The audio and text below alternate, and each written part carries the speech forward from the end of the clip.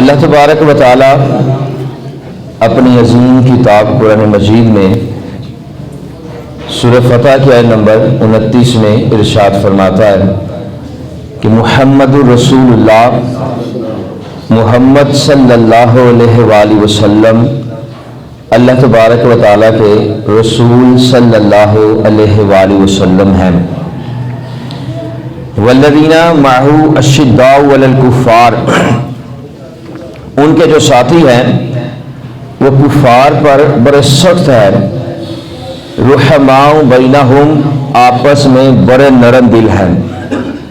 تراہم رکعا سجدا یبتغون فضلا من اللہ ورضوانا، تو ان کو دیکھے گا کبھی وہ رکوع میں ہے، کبھی سجدہ ریز ہے، اللہ تبارک و تعالیٰ کی رضا اور اس کا فضل چاہتے ہیں۔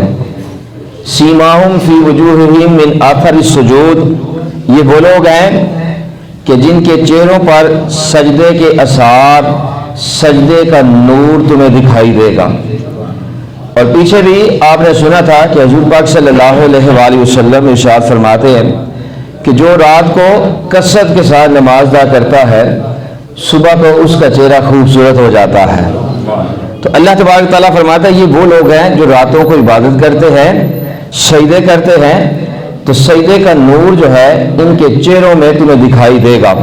کذالک مثلہم فی التوراۃ و مثلہم فی الانجیل، ان کی صفت، ان کی جو صفتیں ہیں، ان کی جو خوبیاں ہیں، ان کی مثالیں تورات میں بھی موجود ہے، انجیل میں بھی موجود ہیں۔